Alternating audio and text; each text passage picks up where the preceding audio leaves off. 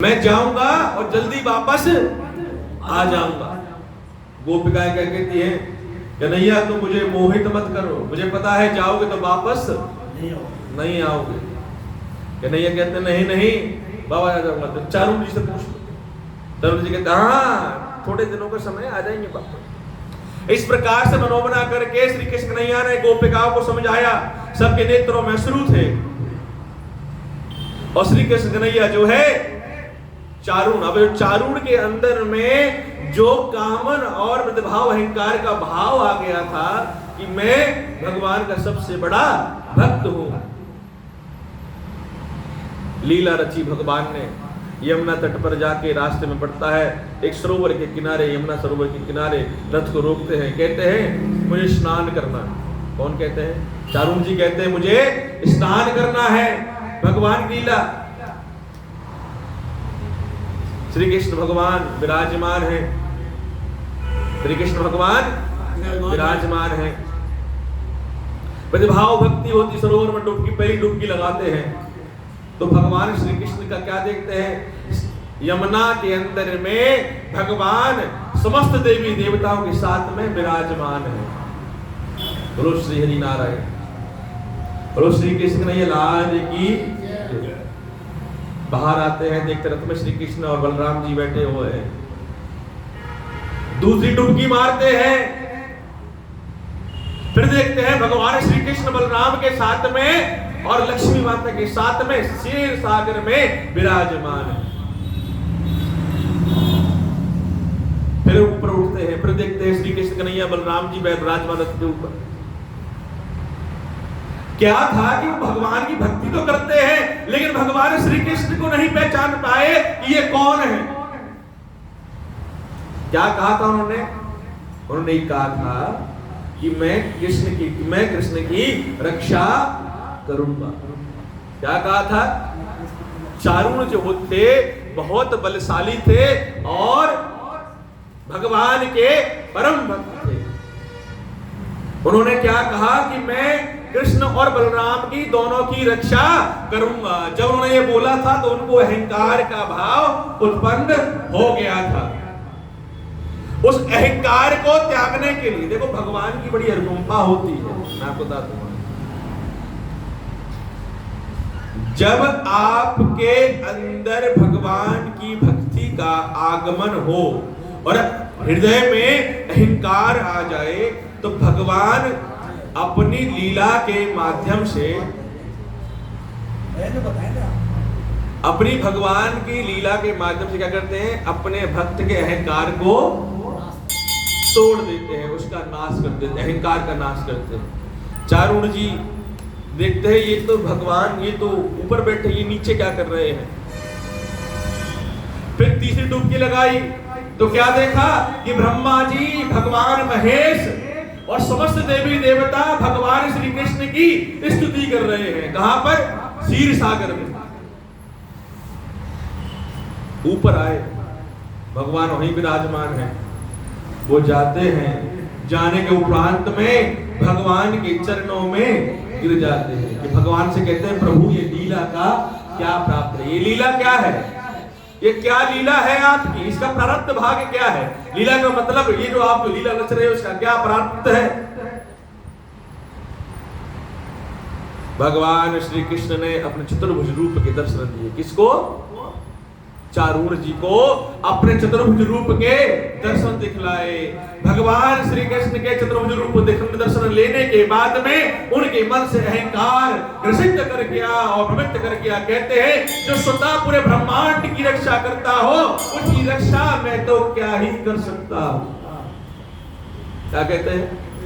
कि जो पूरे ब्रह्मांड की रक्षा करता हो उसकी रक्षा तो मैं क्या ही कर सकता हूं। बोलो हरि नारायण भगवान की।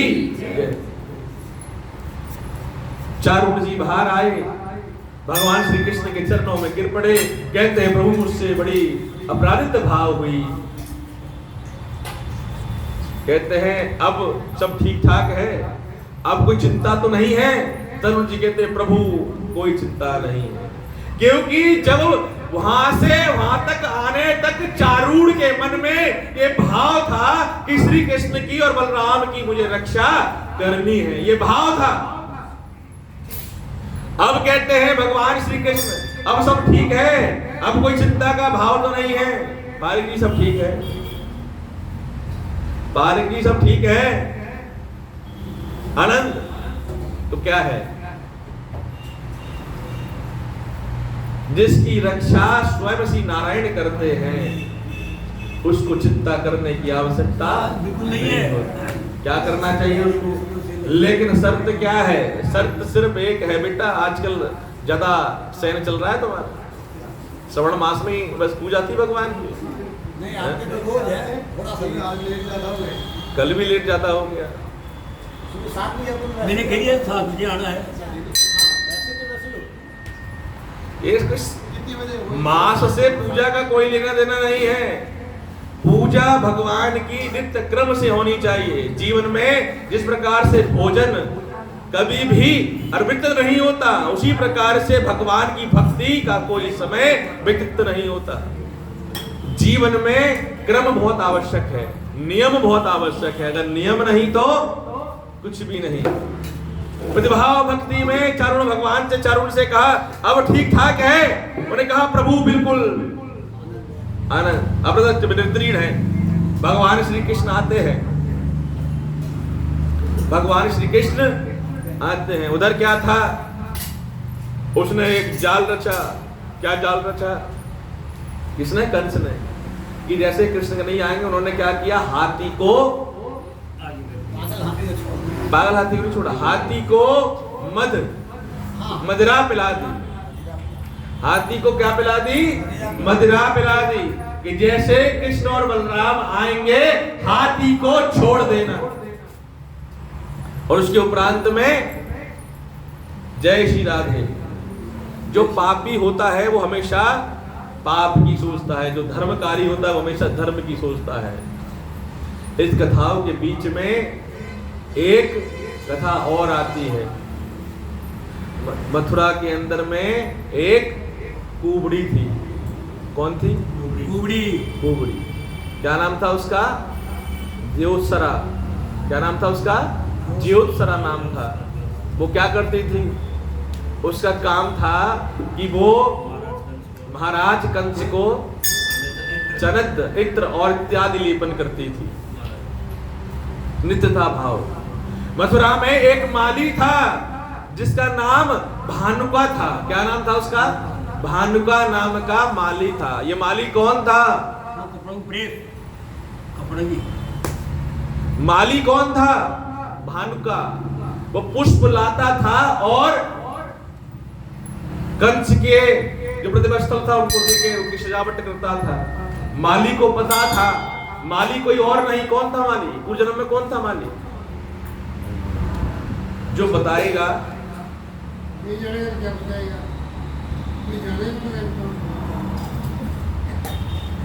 पैर को नीचे रखो।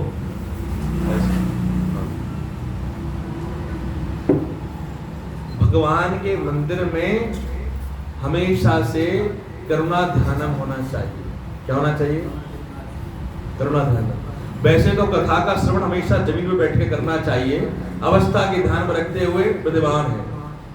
सेठ जी की तरह नहीं, भिखारी की तरह बैठना। किसकी तरह? भिखारी की तरह। विद्भाव है। विद्भक्ति का जब तक सात्विक प्राप्त नहीं होगा तब तक प्रणाम नहीं बनेगा। तो इसलिए जब उसको पता चला भानुका को कि भगवान श्री कृष्ण नगरी में आने वाले हैं, तो पुष्पों का चयन करना आरंभ कर दिया। हालांकि कथा मैंने पहले बताई है आपको कि मथुरा में माली था, वो पूर्व जन्म में कौन था? ये भूल जाते हैं तो क्या करें? सतयुग। सतयुग में कौन था? बताऊं, अभी बताता हूं। प्रतिभाओं जब श्री कृष्ण भगवान रथ पर सवार होकर आते हैं, सभी मथुरावासी पुष्पों की वर्षा करते हैं। मथुरावासी कहते हैं अब हमारा उद्धार हो जाएगा। जब कष्ट होता है तो भगवान श्री कृष्ण को याद की, भगवान को याद किया जाता है कि भगवान हमारे कष्टों को हरेगा। तो इसी प्रकार से मथुरा में ये सबको पता था कि श्री कृष्ण और बलराम जी आ रहे हैं। तो श्री कृष्ण की जय, श्री कृष्ण की जय। अब कंस के मन में तो भ्रातृत्व भाव चल रहा था। चारुण जी रथ चला रहे हैं, प्रतिभाव व्यक्ति रथ में प्रवेश करते हैं। उधर जो हाथी था, जिसको मद पिला दिया, जिसको मदिरा पान कराया गया था, उसको छोड़ दिया। इधर से रथ भगवान का आ रहा है, इधर से हाथी आ रहा है। हाथ में मद था, उसने जो है पूरे भवन प्रतिभाव में त्राही करते हुए सबको बिथिल कर दिया हाथी ने। भगवान श्री कृष्ण ने उसकी सूंड को पकड़ा और प्रसादित कर दिया, परलोक को चला गया। मथुरावासी ने देखा तो मथुरावासी ने सब कथाएं सुनी थी कि श्री कृष्ण ने ये किया था, श्री कृष्ण ने वो किया था। तो मथुरावासियों को ये ज्ञात हो गया था, यही मेरे पालनहार हैं। ये कौन है? पालनहार है, कष्टों के करता हार है, यही साक्षात्कार है, यही विनय हार है, यही प्रभु हार है, और यही हमारे तारण हार है। कौन है? तारणहार है। मथुरावासी सबके भगवान श्री कृष्ण की स्तुति करते हैं। अरे पधारो मारे कान्हा धाम विराजन, भक्ति भयो बरिहाए, कष्ट विनय को दूर करो प्रभु, विनय विनय बलिहारे रे मन, विनय विनय बलिहारी मन। आज की कथा का समापन हम श्री कृष्ण के द्वंद्व युद्ध और कंस के वध से करेंगे। कंस का वध आधे घंटे का समय, 20 मिनट, आधा घंटा। तो कंस को बतो हो जाएगा। आप घड़ी को देख रहे हो, भाव है। हालांकि तो कथा तो पूरे दिन की हो तभी आनंद आता है। 2 घंटे 1.5 घंटे में कथा पूरी नहीं हो सकती। दबाव में लीलाएं भगवान की इतनी लीलाएं हैं, जैसे कि कालिया नाग, जैसे कि ब्रह्मांड दिखाना, जैसे कि आपके वक्ष और वरुण का वध, तर जाना, वैभाव, इस प्रकार की अनंत कथाएं, छोटी छोटी भगवान श्री कृष्ण की कथाएं हैं, लीलाएं हैं। इन लीलाओं और कथा का आनंद प्रतिभाव से लेना। एक एक छोटी छोटी जो कथाएं हैं बहुत है, इसमें अनंत कथाएं और भी हैं। भगवान श्री कृष्ण की कथाएं हैं, क्या कौन पूर्व जन्म में क्या था, समय लगता है। तो इसलिए कथा तो इसीलिए 5 और 7 घंटे की होनी चाहिए। प्रतिभाव समय का सारण है, करेंगे प्रतिभाव में। तो जब भगवान श्री कृष्ण हाथी को उठा के फेंकते थे, सभी नगरवासी भगवान का प्रतिभाव भक्ति और आर्त संध्या करते हैं, और करने के उपरांत में प्रभाव करते हुए विनय भाव उत्पन्न करते हैं। क्या है? देखो श्रीमद् भागवत कथा, दिनेश जी, ये कोई छोटी बात नहीं है। कथा का श्रवण करना हर किसी के बस की बात नहीं है। यह अमृत कथा है, इसको हर कोई श्रवण नहीं कर सकता, और वो भी नियम से तो बहुत ही दुर्लभ प्राणी कर सकते हैं। नियम से जल्दी जग गए थे आज आप, निद्रा मैया आ रही है आपके पास बार बार।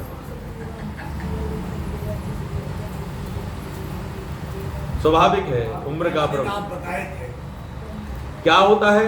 भगवान जब श्रीमद् भागवत कथा का अमृत भाव चलता है तो योग माया अपने अलग अलग रूप में आकर प्रभावित करती है। कैसे? जैसे अचानक से ध्यान समय में चले जाना, निद्रा का भाव आ जाना, और प्रतिभाव विघ्न करना, ये इस प्रकार के भाव उत्पन्न होते हैं योग माया के द्वारा। तो भगवान प्रतिभाव विभक्ति में होकर जब वहां पहुंचते हैं, तो उसके उपरांत में जो माली था सतयुग में, ये वही था। कौन था सतयुग में? राधव ऋषि। कौन सा ऋषि? ये कथा मैंने आपको बहुत पहले बताई है, सबको बताई है, कोविड के टाइम पे बताया था। प्रारब्ध ऋषि थे, उन्होंने भगवान से पुष्पादि प्रतिरूप का भक्ति मांगे थे। भगवान प्रभु सत्यसाध से उन्होंने कहा था कि द्वापर युग में तो मैं ये अवसर प्रदान करूंगा। तो भानु का जल्दी जल्दी पुष्प तोड़े। पुष्प तोड़ने के बाद में भगवान श्री कृष्ण कहीं निकल ना जाए, ये अवसर मैं छोड़ नहीं सकता। भागा भागा आया और भगवान पे रथ पे सवार थे। भगवान को पता था कि भान को आया है, उसको चरण पे वक्षस्थल किए और अपने हृदय से उसको लगाया। भानिका को अपने हृदय से लगाया। हमें भगवान से यही चाहिए कि प्रभु आप किसी भी रूप में आइए, लेकिन हमें अपने हृदय से लगा लीजिए। हृदय से लगाइए, सिर्फ और सिर्फ हृदय से लगाइए। ना मन दौलत ना ही भ्रत भय और ना ही भवन भंडार करे, और प्रभु तेरी मोहे भक्ति चाहे जो भव सागर पार करे। मुझे क्या करे? मुझे तेरी भक्ति ही चाहिए जो भव सागर को पार कर सकती, इसके अलावा कोई और दूसरा भेदभाव नहीं चाहिए। श्री कृष्ण भगवान नरसिंह धाम के माध्यम से चोमू नगरी में ये प्रतिभाव विभक्ति का कारक भाव है कि ये कोई छोटी बात नहीं है। नरसिंह धाम है, कोई बाहर पंडाल नहीं लगा हुआ है। नरसिंह धाम है, उनके सम्मुख साथ बैठकर श्रीमद् भागवत कथा का प्रारब्ध हो रहा है। ये कोई छोटी बात नहीं है, बहुत बड़ी उच्च श्रेणी प्रतिभाव भात भक्ति है। प्रतिभाव भक्ति कारक प्राप्ति हुई। कर बंधन से प्राप्ति के बाद में जब भान को हृदय से लगाया, नगरवासी बड़े प्रफुल्लित हो गए भगवान के भाव को सौभाग्यम। तो प्रतिभाव भक्ति होने के कारण प्रतिभाव भक्ति हुई। आगे बढ़ते हैं, रथ से नीचे उतरते हैं। बलराम जी श्री कृष्ण भगवान भवन में प्रवेश करते हैं। प्रवेश करने के उपरांत में जब वो भवन में प्रवेश करते हैं तो बड़े ऊंचे ऊंचे भवन और प्रतिभाव देखते हैं। भवन में प्रवेश करते समय उन्होंने उसको किसको देखा? कुबड़ी। कुबड़ी थी, हाथ में बड़ी अच्छी सुगंध आ रही थी। किसकी? इत्र चंदन की सुगंध आ रही थी। सुगंध को ध्यान में रखकर भगवान श्री कृष्ण भगवान को ये पता था कि आज इसका उद्धार का समय आ गया है। भगवान श्री कृष्ण बलराम जी के साथ में प्रसाद करते हैं और मुस्कुराते हैं। उसको देखकर उसको रोक लेते हैं। ठहरो, कहाँ जा रही हो? कहती है मुझे नृत्य जाना होता है, मुझे क्या हो रही है? विलंब हो रहा है। मुझे कंस के वहां पर जाके लेपन करना है। अगर विलंब हो जाएगा तो कंस जो है नाराज हो जाएंगे, और अगर वो नाराज हो जाएंगे तो अनहित हो जाएगा। प्रतिभाव व्यक्त हुई भगवान श्री कृष्ण से। भगवान सुंदर श्री कृष्ण का रूप इतना सुंदर था। प्रतिभावृत्त करती है कि मैं आपके रूप को देखकर भाव और विभोर हो रही हूं। मेरा मन करता है चरितों लेकर जाने का, मेरा मन नहीं कर रहा है। प्रतिभाव विभक्ति का कारक है। श्री कृष्ण भगवान कहते हैं कि प्रतिभाव प्राप्त की प्राप्ति है, इतना सुंदर है, इसका प्रतिलेपन तो ये उसको लगाओगे, ये तो प्रभु को लगाना चाहिए, प्रतिभाव व्यक्त करना चाहिए। जब उनको प्रारब्ध प्राप्त हुआ, कर्ण प्राप्त हुआ, सारे कर्म का प्रतिभा प्राप्त हुआ, उस कर्म भाव भक्ति के कारक में वो आगे जाने की कोशिश करती है। बार बार मार्ग रोक लेते हैं भगवान श्री कृष्ण। कहते हैं कि मुझे ये लेप लगाना है। भगवान श्री कृष्ण की माया कितने कहते हैं तुम कितनी सुंदर हो, तुम्हारा रूप जो है इतना सुंदर रूप, इतनी सुंदर स्त्री मैंने नहीं देखी। जब श्री कृष्ण भगवान जब शब्द बोलते हैं तो कुबड़ी बनी मन कहती है मुझ जैसी कुबड़ी को, मुझ जैसी जो अभागिनी है उसको देखकर हास्य प्रदान करते हो। कहते नहीं, मैं हास्य प्रदान नहीं कर रहा हूं, तुम बाकी बहुत सुंदर हो। भगवान श्री कृष्ण कुबड़ी का मस्तक पकड़ते हैं, इस प्रकार से ध्यान करते हैं और उसको इस प्रकार से तुरंत एक झटका देकर उठा देते हैं। और जैसे ही करते हैं सुंदर रूप में वो परिवर्तित हो जाती है। श्री कृष्ण लाल की उसका उद्धार हो जाता है। भगवान श्री कृष्ण प्रतिभाव विभक्त कर वो जो कुबड़ी थी वो एक सुंदर रूपमान सुंदर स्त्री बन जाती है। रंभा से भी सुंदर रूप है उसका। श्राप के कारण वो कुबड़ी का रूप बन गया था। भगवान श्री कृष्ण ने कहा कि तुम्हें श्राप मिला था, उसके कारण तुम्हारा ये रूप था, अब तुम्हारा उद्धार हो गया। उन्होंने कहा प्रभु मेरी आपसे एक विनती है, मेरे पास में एक कुटिया है, उस कुटिया में आकर मैं आपका लेपन करना चाहती हूँ। क्या करना चाहती हूँ? आपका लेपन करना चाहती हूँ। कैसे? जैसे एक माता अपनी संतान को, अपने पुत्र को नहलाती है, उसी प्रकार प्रभु मैं आपके शरीर के चरण से लेकर मस्तक आपका लेपन करना चाहती हूँ सुगंधित इत्र और प्रसाद द्वारा। भगवान श्री कृष्ण ने कहा ये अवसर मैं तुम्हें अवश्य प्रदान करूंगा। उसका उद्धार हुआ। बद्धाव अपने वृक्ष में चले गए। भगवान श्री कृष्ण वहां चले गए। दुर्योधन जो भाव विभक्त था, कंस ने दूत को भेजा, आदर सत्कार किया, उसको भवन में रुकवाया श्री कृष्ण भगवान को। उधर भगवान श्री कृष्ण को ध्यान आया कि भगवान भोलेनाथ के क्या करना है। राम अवतार में भी उन्होंने भंग किया था और कृष्ण अवतार में भी उन्होंने उसको भंग किया था। किसको? धनुष को। क्यों किया था? इसलिए कहा था भगवान भोलेनाथ ने जब उस धनुष को अर्चन किया था तो भगवान भोलेनाथ ने भगवान श्री नारायण से यह प्रार्थना की थी कि मृत्यु लोक पर, पृथ्वी लोक पर इस धन का अदुपयोग भाव हो जाएगा, तो इस धन का प्रतिभाव भक्ति करने के लिए मेरे धनुष का उद्धार आपके हाथों ही होना चाहिए। तो भगवान श्री नारायण ने भगवान को ये क्या दिया था? वचन दिया था। तो इसलिए वचन को पूर्ति के लिए भगवान राम के रूप में, भगवान श्री कृष्ण के रूप में वो धनुष को भंग प्रतिचिंता चढ़ाई थी। क्योंकि धनुष अधूरा होता है जब तक उस पे प्रतिचिंता ना हो। क्योंककि भगवान को वचन दिया था, वचन की पूर्ति के लिए भगवान श्री कृष्ण और बलराम वहां आते हैं, द्वारपाल को रोकते हैं, धनुष को छूते छूते धनुष टूट जाता है। कंस को पता चलता है कि धनुष तोड़ दिया, बड़ा आश्चर्य होता है। जैसे ही भगवान श्री कृष्ण ने प्रवेश किया भवन में, वैसे ही रात्रि को कंस को अपना काल नजर आना आरंभ हो गया। कैसे?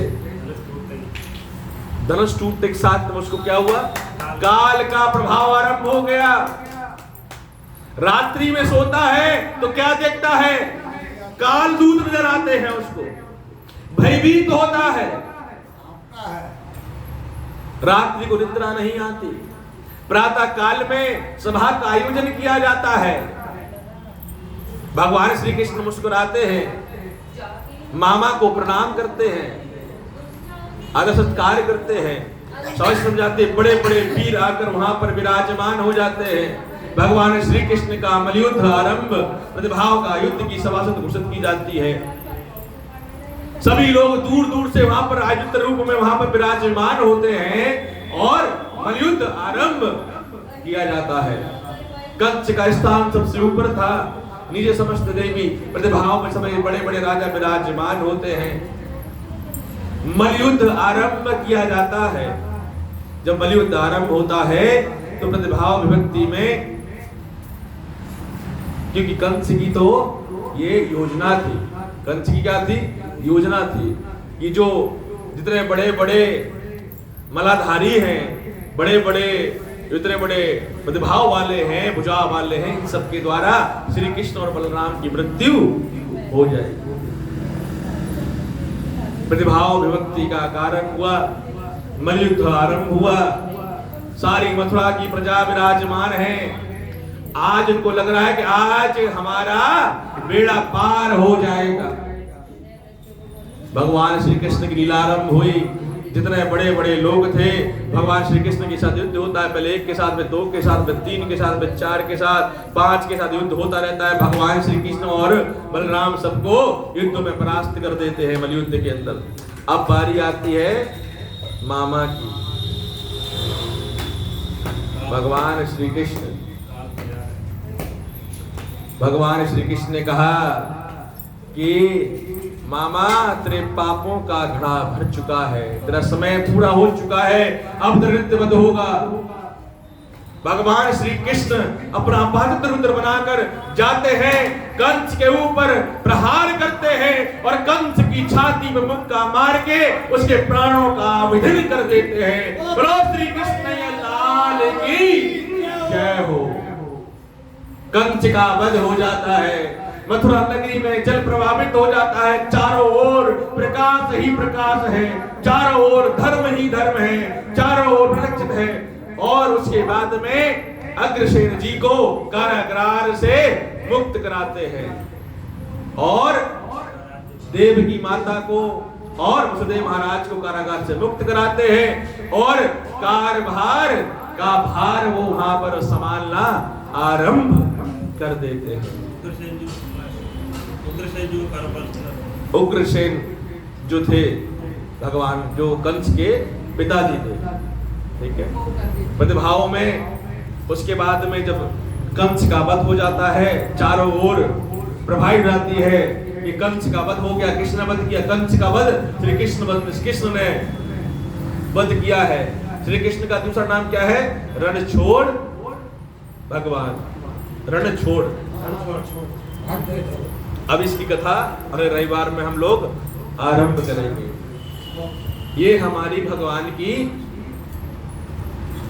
दो लीलाएं सिद्ध हो गई, बाल्यावस्था का वर्णन और युवा अवस्था में प्रविष्ट कंस का वध। आगे कथा जो होगी भगवान श्री कृष्ण की, भगवान के दो रूप हैं। मुरली को उन्होंने 11 वर्ष उपरांत में उसको त्याग दिया था।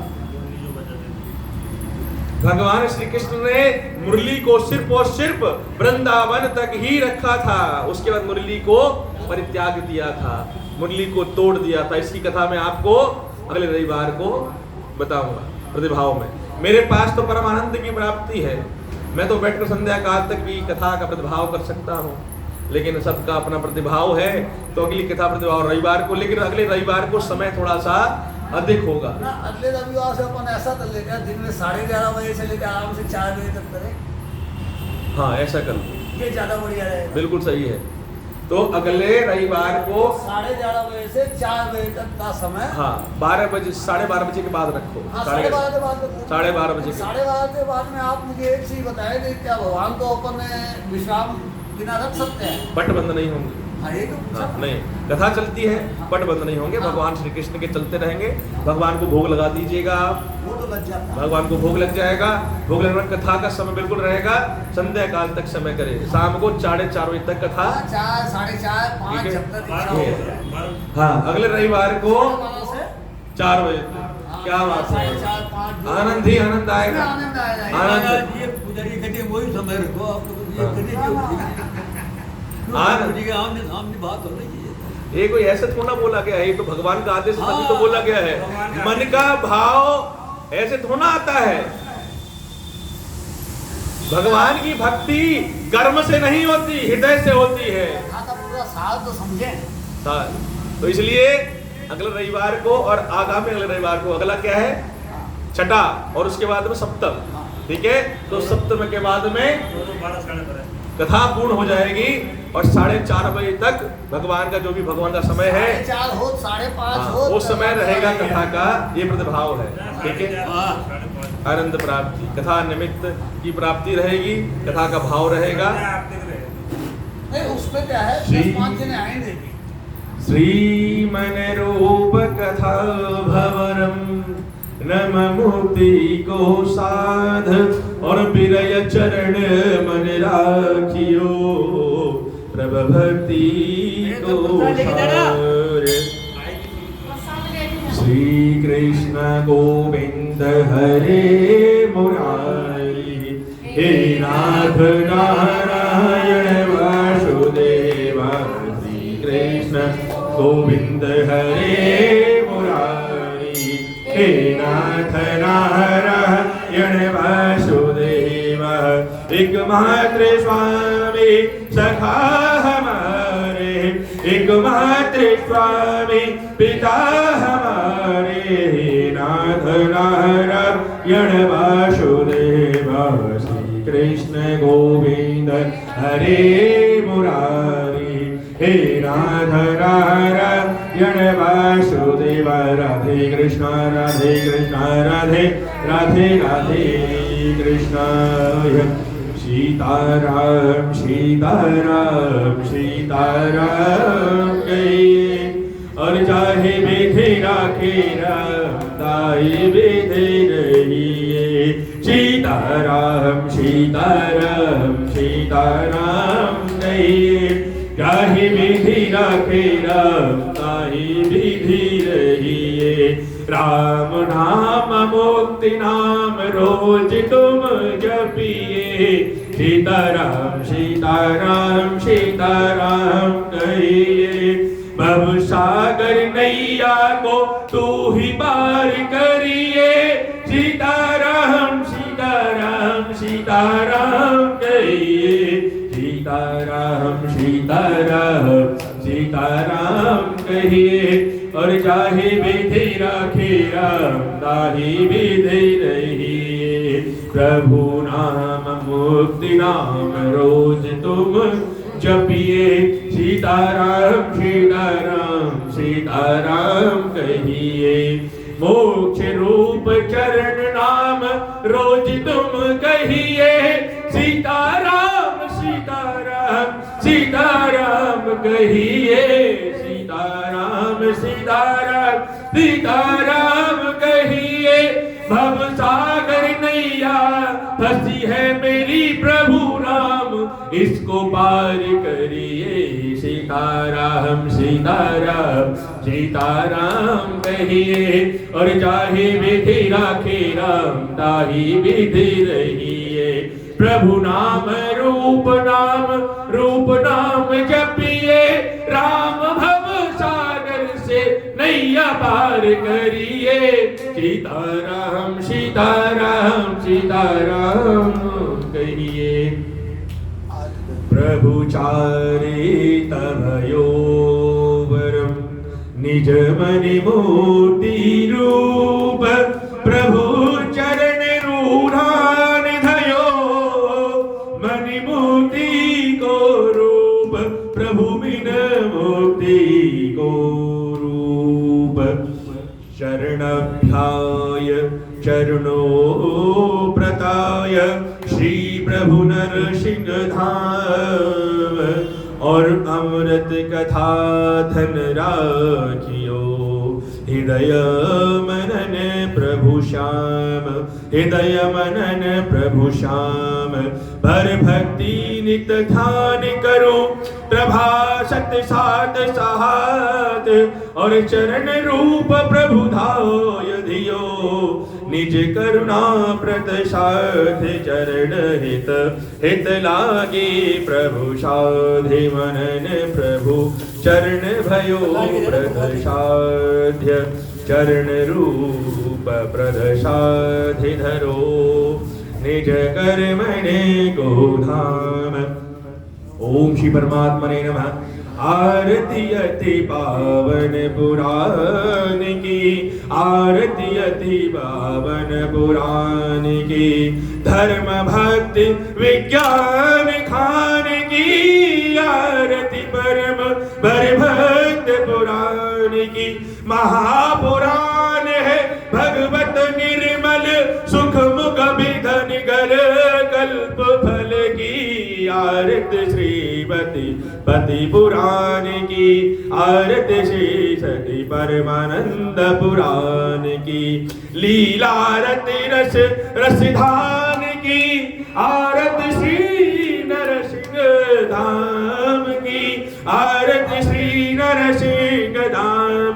की कलिमलि माथन मिताय निवारण जन्म मृत्युमय भव भव हारिण जब जब भय जय भव भव हारिण सेवित सतत सखल सुख करनी महोमाद जातर तर तरनी अति पावन आदि पुराण की जय जय जय महा आरती पुराण की विषय विलास विमोह विनाशिनी विमल विराग विवेक विकासिनी भगवत सत्य रहे प्रकाशिनी परम ज्योति परमानंद ज्ञान की आयत श्री परमानंद पुराण की परमहंस मणि मन उल्लासनी रस रस हृदय व्रत मन विलासनी भुक्ति मुक्ति रस प्रेम सुदासिनी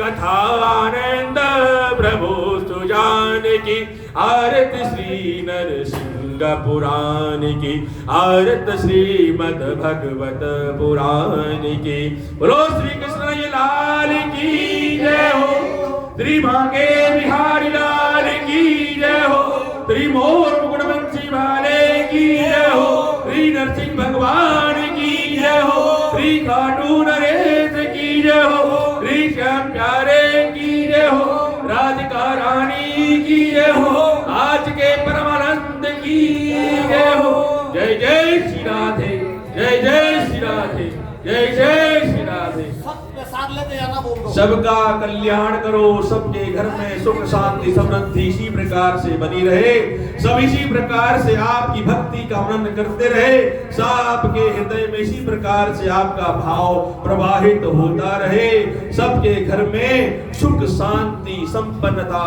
प्रेम संबंध और भक्ति का दान ऐसे ही भरा रहे ऐसा सबका कल्याण करो ऐसा सबका कल्याण करो प्रभु चरित्रम व्यभाय प्रथमं चरित्रभ्यम नमामि श्री गुरुदेवताय प्रसाद्यम चरित्रो वयम्। अगले रविवार को 12 बजे के बाद कथा आरंभ होगी। सौभाग्यवती प्रतिभाव हरि नारायण हरि नारायण हरि नारायण हरि नारायण सौभाग्यवती परब्रह्म आनंदम करुणाभ्यय श्री कृष्णाभ्याय